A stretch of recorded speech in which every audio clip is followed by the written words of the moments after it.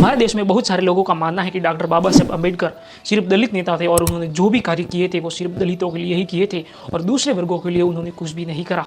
लेकिन ये पूरी सच्चाई नहीं है। डॉक्टर बाबा साहेब अम्बेडकर के इस देश में क्या योगदान थे, चलिए जानते हैं।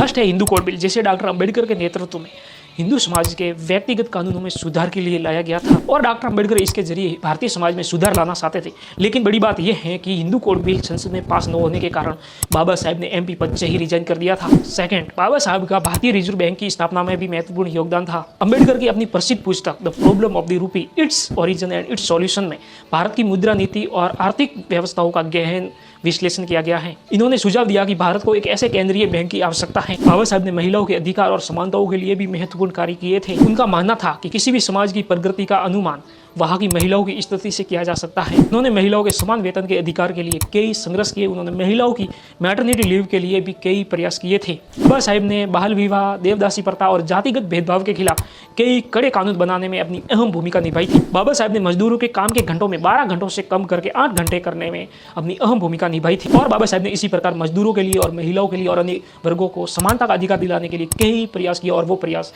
हमेशा सराहनीय है। बाबा साहब के इन प्रयासों को लेकर आप क्या सोचते हैं, कमेंट बॉक्स में जरूर लिखें। जय हिंद।